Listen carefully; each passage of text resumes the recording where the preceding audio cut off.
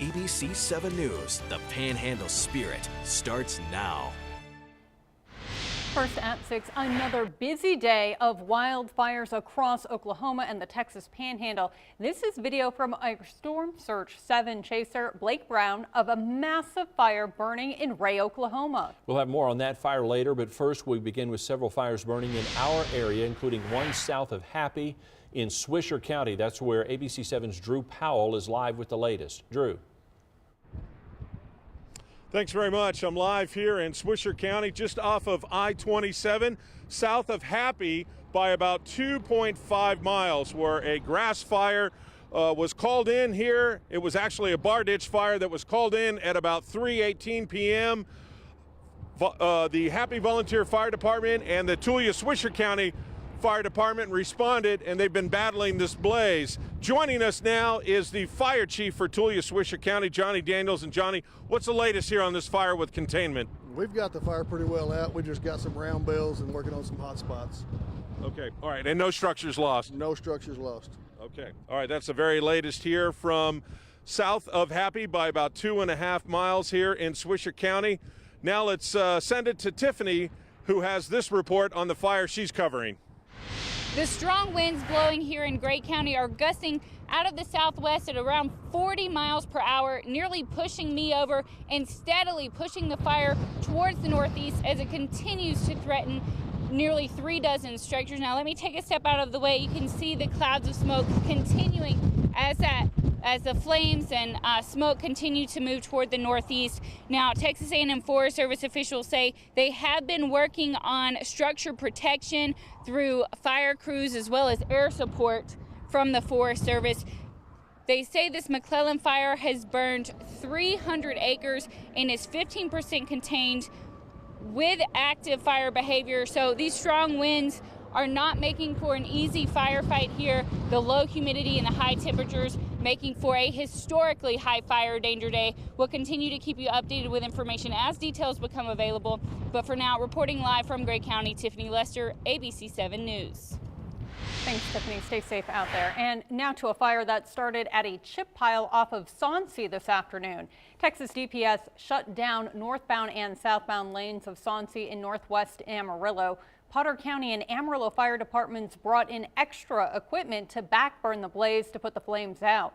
Both directions of traffic are now reopened after that fire was put out. The cause still under investigation. And remember, you can get all the latest information on wildfires in our area over on our website, abc7amarillo.com.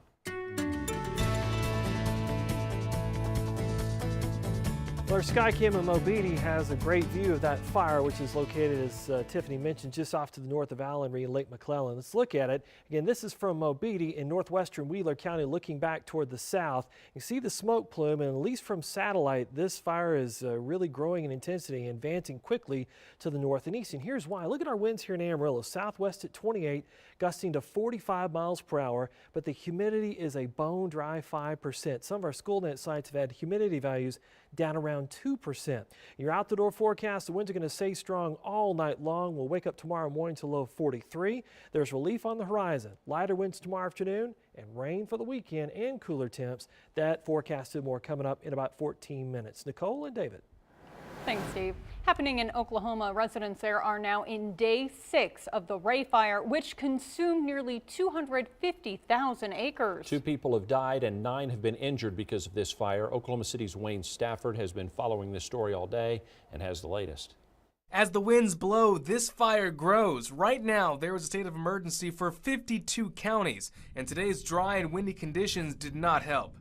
We do have red flag warnings today, which means very critical weather where ignition is 100% possible between 11 a.m. and midnight. That means if an ember or spark falls in receptive fuel, it will burn. Today at the morning briefing at the Incident Command Post in Weatherford, crews from across the state went over their attack plan. We'll be looking over our shoulder and really taking notice of how the weather is going throughout the day, and any changes that happen we'll adjust. In these critical fire conditions, Officer Schroeder tells me how the public can stay safe. Make sure that you stay in touch with what's happening, whether you've got a favorite television network or a good solid radio station. Stay in touch with how things are changing and be situationally aware. But if you don't have to go out today, I would say that'd be a good thing. Over in New Mexico, officials in Roosevelt County met today to discuss a resolution that would create fire restrictions. According to the U.S. Drought Monitor for New Mexico, Roosevelt County is currently in a between severe and extreme drought condition. The map shows almost 44% of New Mexico is currently dealing with an extreme drought. The resolution up for discussion today says violators could be cited and penalized by the Roosevelt County Sheriff's Office and held liable for any damages caused by the fire.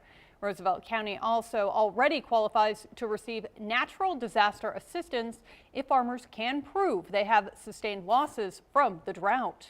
And again, you can keep up with all the latest wildfire information in your area at our website, abc7amarillo.com.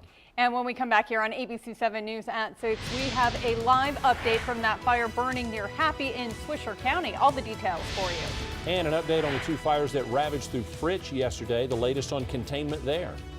You're watching ABC 7 News at 6 with David Bradley, Nicole Kahn, Lee Baker with sports, and Storm Surge 7 Chief Meteorologist Steve Kirsch. This is ABC 7 News, the Panhandle Spirit.